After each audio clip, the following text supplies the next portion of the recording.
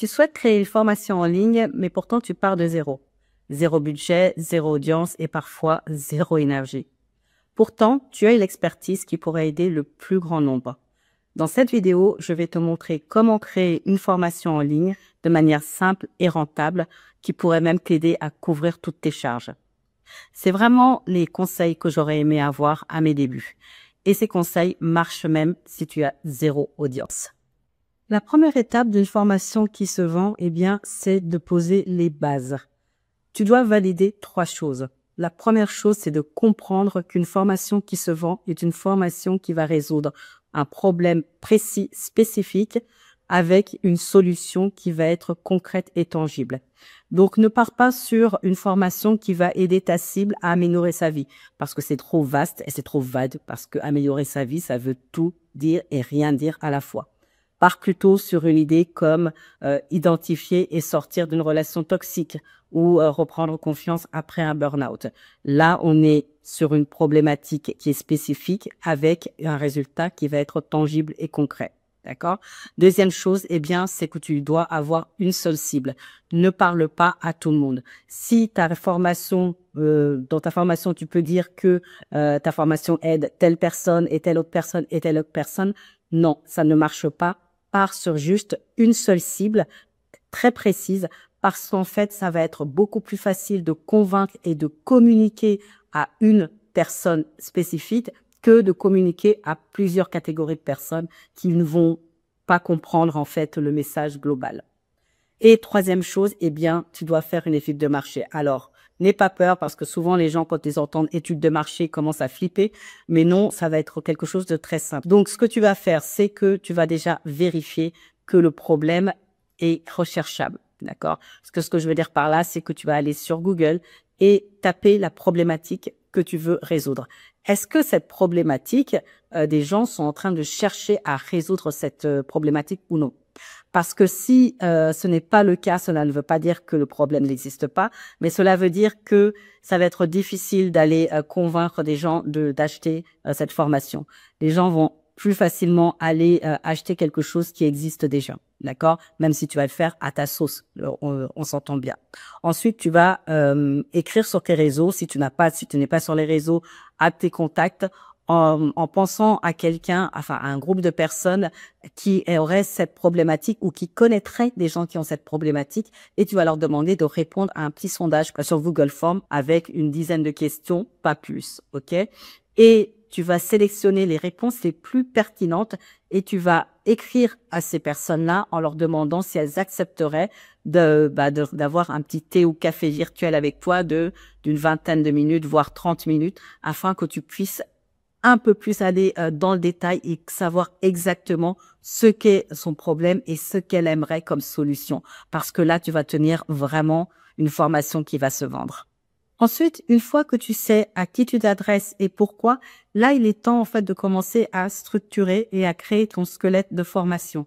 Tu dois être clair sur leur point de départ. Dis-toi que ta formation, c'est comme un voyage d'un point A à un point B. Imagine que tu sois à Paris et que tu veuilles aller à Marseille. Ta formation, ça va être le GPS qui va te donner la route la plus rapide pour y arriver.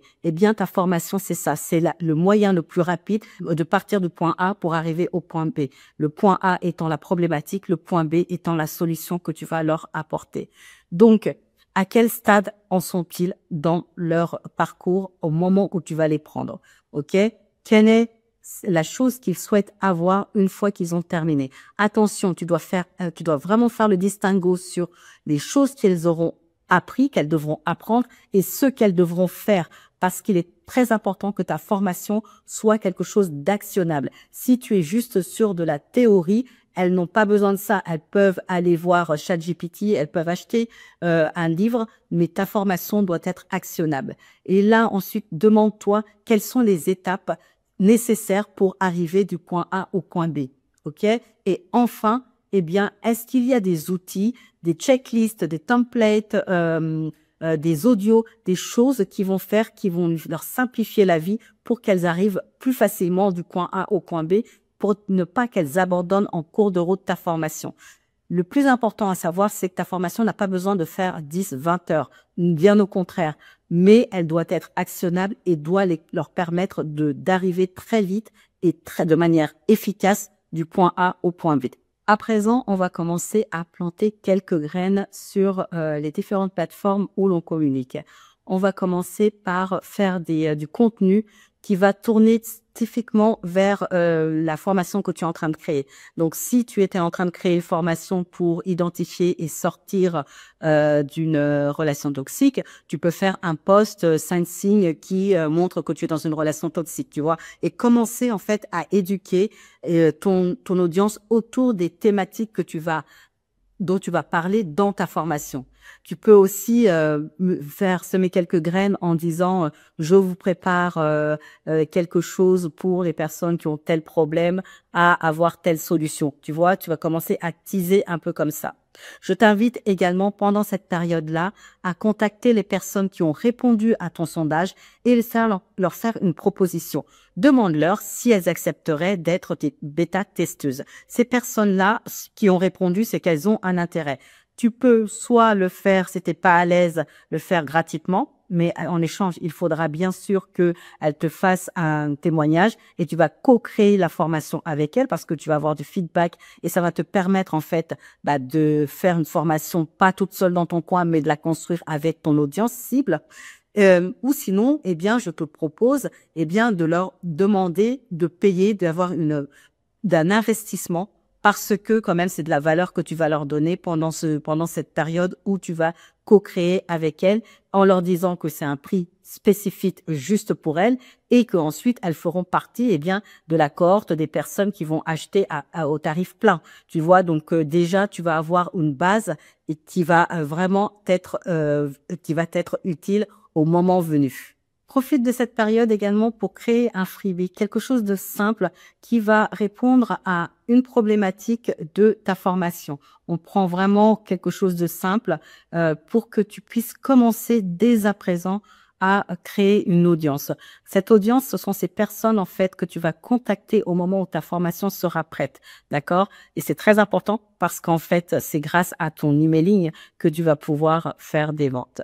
Passons maintenant à la partie la plus intéressante, celle de filmer sa formation. Là, encore une fois, ne te complique pas l'esprit. Tu vas faire quelque chose de très simple. Tu prends ton téléphone, tu te filmes avec une lumière naturelle, un petit micro, pas cher, et ensuite tu y vas. Tu peux aussi filmer ton écran si tu as des slides avec le Canva ou Loom. Le montage, tu pars sur CapCut, c'est gratuit. Enfin, tu prends la version gratuite. Pareil pour Canva, tu peux faire du montage dessus. Donc, tu vois vraiment, ne te mets pas des barrières en te disant « Ah, il me faut un matériel super high-tech pour pouvoir faire ma formation. » Non, vraiment, tu vas au plus simple. Le but vrai ici, c'est d'avancer. Pense aussi à créer des PDF, des ressources pour ton audience. N'oublie pas que ta cible, il va falloir que tu retires toutes les difficultés qu'elle va avoir pour justement qu'elle aille au bout de ta formation. Et ça passe par des cahiers d'exercices, ça passe peut-être par des audios, des ressources que tu vas lui donner afin qu'elle atteigne son point B. Sache que si tu veux aller plus loin, je rentre plus en détail sur toutes ces étapes dans un starter kit que j'ai créé justement sur cette thématique et qui se trouve sous cette vidéo. C'est complètement gratuit, tu as juste à télécharger en laissant ton adresse email. Continuons à présent. Le temps que tu as filmé, eh bien, il va falloir distribuer cette formation. Pour la distribuer, eh bien, tu vas commencer par la mettre sur une plateforme d'e-learning. Il existe énormément de plateformes d'e-learning. Pour ma part, j'utilise Kartra. Je ferai une vidéo pour expliquer pourquoi j'utilise Kartra. Mais tu peux aussi passer sur System.io qui a l'avantage d'être en français, même si le design n'est pas top et le prix reste abordable. Il est, je crois, à 27 €. C'est le premier prix, c'est le prix d'entrée. Maintenant, peut-être que là, actuellement, tu n'as pas les moyens d'investir 27 € tous les mois, que c'est une charge pour toi, mais que cela ne t'empêche pas eh bien, de vendre ta formation. La solution, c'est de la mettre sur Google Drive et de distribuer le lien à toutes les personnes qui achèteront ta formation. Dis-toi que ça se fait Ne te dis pas, ah mais non, ça se fait pas, etc. Ça se fait. J'ai suivi une nana aux États-Unis qui a bâti un business à 7 chiffres, donc à plus d'1 million, en vendant des formations qui étaient distribuées sur Google Drive. Je te mets une capture d'écran ici et franchement, ça se fait. Tu commences comme ça, l'important c'est de commencer. C'est pas d'être dans la perfection, c'est pas d'être dans des choses fancy, etc. Tu commences par ça et une fois que tu auras fait tes premières ventes, eh bien, tu pourras mettre ta formation sur la plateforme de ton choix. Mais que cela ne t'empêche pas d'avancer, ne procrastine surtout pas là-dessus. Tu as fait le plus gros du travail en créant ta formation. Donc, eh bien, je n'ai pas parlé d'un sujet important qui est le prix. Il va falloir que tu définisses le prix. Pour définir le prix, bien sûr, tu pars sur la transformation. On est bien d'accord que quelle est la valeur de cette transformation. Tu peux poser la question à tes bêta-testeurs parce que ils seront à même de dire, moi, j'estime que la transformation que j'ai eue, eh bien, elle vaut tant. Mais à cela, rajoute aussi tous tes coûts fixes, tout ce que tu as dû investir pour créer cette formation. Par exemple, peut-être que tu es passé par un freelance pour le copywriting ou pour te faire ta page de vente, etc. Donc, ça, c'est à mettre. Si tu as une plateforme d'e-learning, eh bien, là, ça aussi, tu le mets. Aussi, combien de temps tu as passé à créer cette formation? Quel est ton taux horaire? Tout cela, ce sont des choses, des calculs à faire pour définir le prix de ta formation. Tu vas demander, bien sûr, à tes bêta-testeurs, eh bien, les témoignages, de vrais témoignages, pas des témoignages pour ton ego, mais des témoignages qui parlent de la transformation qu'ils ont eue. Et tu vas créer ta page de vente. Ta page de vente, tu vas là-dedans, il y aura toutes les informations qui vont montrer que ton audience peut passer du point A au point B. Tu vas mettre les témoignages, le prix, etc. Et qu'est-ce qui va se passer une fois que la personne va acheter. Je pense aussi au fait que peut-être que tu n'auras pas de bêta-testeur et que tu te dis, j'ai pas de témoignage. Le témoignage, dans ce cas-là, ce sera toi parce que très certainement que la formation que tu as choisie, c'est quelque chose qui est lié à ta propre histoire. C'est une transformation que tu as eue et donc tu peux parler de ton expérience et quand tu auras ensuite fait tes premières ventes, que tu demanderas aux personnes de faire un témoignage, tu pourras venir mettre à jour ta page de vente. L'important, encore une fois, c'est d'avancer. Une fois que tu auras vendu tes premières, que tu as fait ton premier lancement, que tu as eu tes premiers retours, vraiment, je t'invite pour ton premier lancement à faire un prix spécial, un prix de lancement pour que justement inciter les personnes à acheter sa formation, à investir. Et tu vas travailler en étroite collaboration avec ces personnes-là. Propose-leur peut-être d'intervenir une fois par semaine, si c'est trop, une fois par semaine, une fois toutes les 2 semaines ou une fois par mois. Réponds à leurs questions, regarde quels sont les feedbacks qu'elles vont te donner et améliore ta formation là-dessus.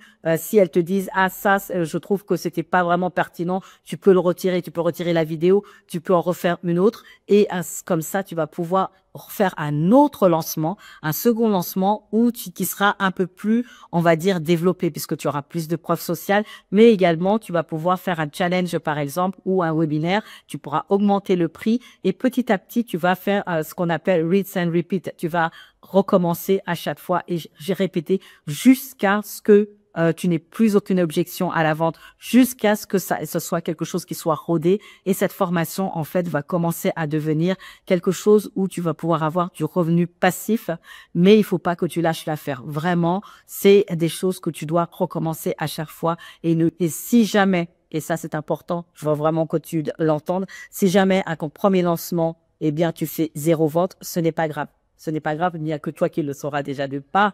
Et ensuite, regarde ça comme un indicateur de choses que tu dois changer. Quelles sont les choses que tu dois changer? Modifie ça. Certainement que c'est le message qui n'était pas bon. Modifie le message et en fait, refais un autre lancement. À présent que tu as ces 5 étapes pour créer ta formation en ligne, même en partant de zéro, dis-moi quelle est pour toi aujourd'hui la plus grosse difficulté. Écris-le en commentaire pour qu'on puisse en discuter et que je puisse t'aider. Et n'oublie pas que tu as le Starter Kit qui se trouve sous cette vidéo que tu as téléchargé gratuitement. Merci encore d'avoir regardé cette vidéo et je te dis à très vite. Au revoir.